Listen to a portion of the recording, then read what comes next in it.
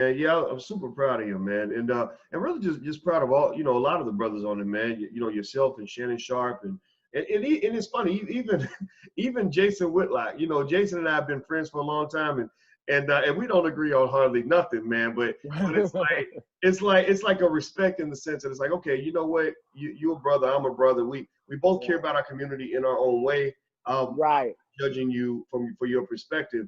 Do you think that we could use more of that in the community? It seems that we have a space where a lot of times it's what someone call cancel culture, where it's like, look, if I don't agree with you on this one issue, then I'm gonna write you off on everything else, and I'm not gonna listen to anything you have to say.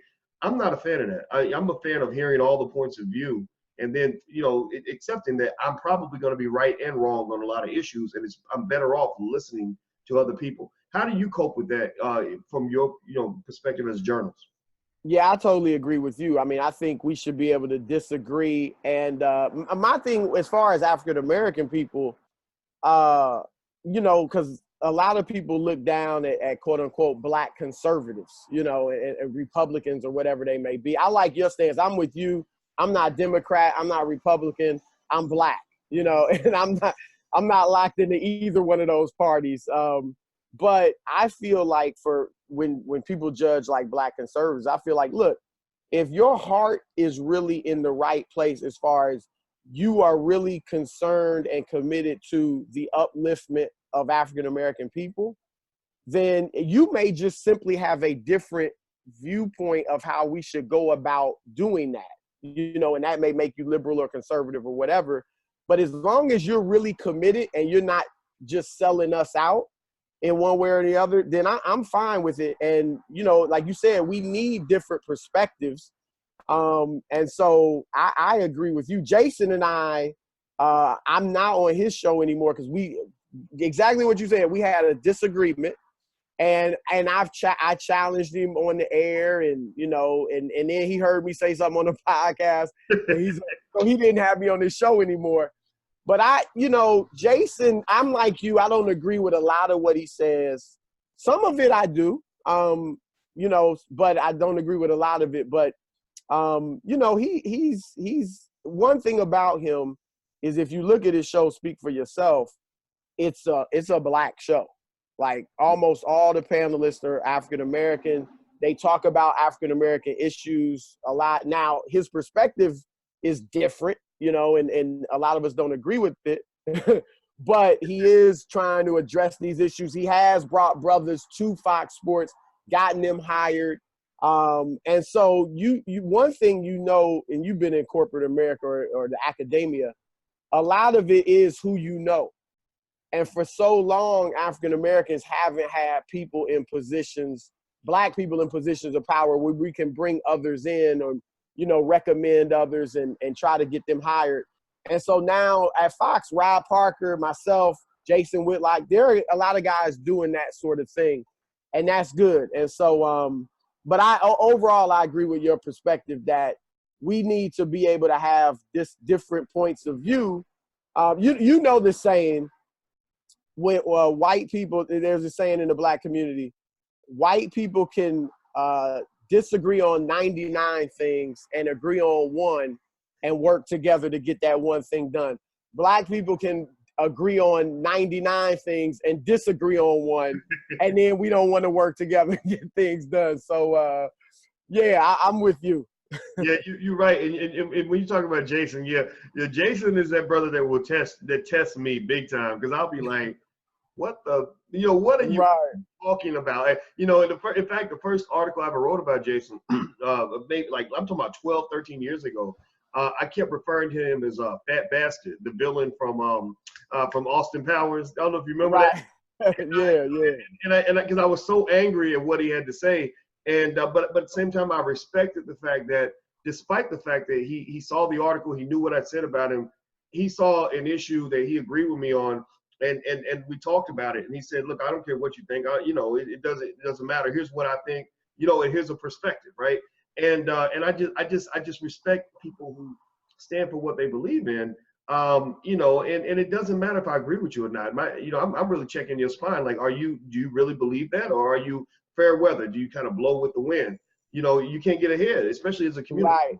With that. I'll say one thing about Fox Sports, because obviously people hear Fox Sports and they get one perspective, or Fox, they hear one perspective.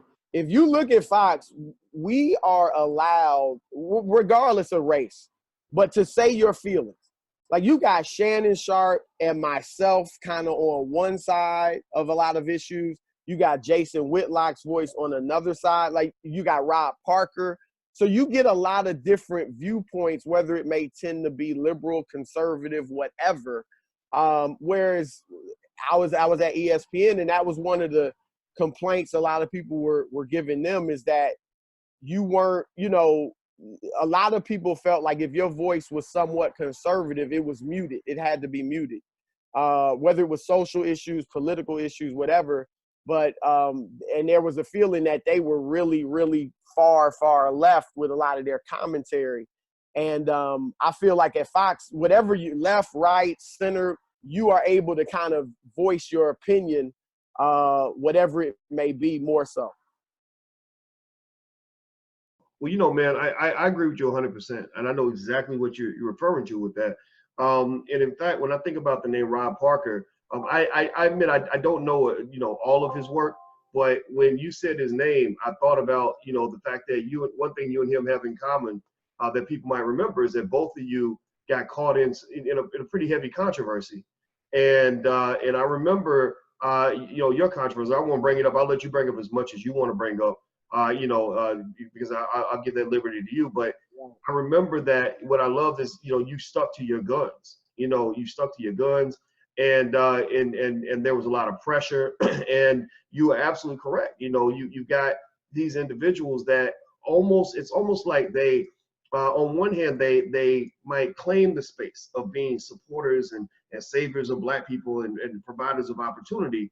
But you get the opportunity, and next thing you know, they're telling you what you can and cannot say. You can be Black as long as you're liberal all the time, and it's like no, and it's funny, man, and I agree with you about Fox. Well, here's something hilarious, man. And one day I was sitting back and I was thinking about it, and I said, man, I'm a finance professor. My PhD is in finance. That's what I know the best. But every time CNN would call me to come on the air, it would always be a racial issue. Or there was a race riot in this city. What do you think?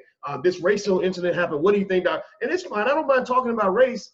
But, when a financial topic came up, they would call on the white guys. The white guys were the financial experts. And to Fox's credit, I said, Fox is actually the only network that said, we don't really want to talk about race. We want to bring you in as a financial expert to talk about the stock market, to talk about investing. So it's ironic. I think that we somehow, I think sometimes we overlook the fact that that there's a type of tyranny that comes with when we align ourselves with any political group, a little too much, to the point where it's like, okay, we love you as long as you're saying what we want you to say and pursuing our agenda. Can you kind of speak to that a little bit? Yeah, I mean, I think you're exactly right. There really is this feeling that, you have to be bought into the Democratic Party if you're African American, which, like we said earlier, I totally disagree with. I'm not a Republican, but I'm more of an independent. And it's funny when you look at a lot of our Black leaders of the past, whether it's Dr. King, Marcus Garvey, Malcolm X, of course. You look now at Louis Farrakhan, and just Blacks as a whole, because of our religion, whether it's Islam, Christianity, Judaism, whatever, we're very socially conservative. We're viewed as the most socially conservative people in the country, and our leaders, our great leaders of the past, have been socially conservative. But yet when you get locked into the Democratic Party, you betray all those socially conservative views. And so that is a quandary for African American people. Now, on the right, obviously there's elitism. There's kind of a just, don't really care about us, don't want to, not as inclusive and things like that. So I get it on both sides, but that's the quandary of being African American in this country. I just feel like I really don't fit in either side, And so that's why I think we need to be, independent thinkers and just support whatever views support us on whatever the side, right, left, whatever, we have to look out for ourselves. And I've heard some people say we might be better off if there was more of a balance in each party. And I mean, there probably is some truth to that, you know, because now I think we're taken for granted by the Democratic Party. Like, they're going to automatically get all of our vote no matter what they do or don't do for us.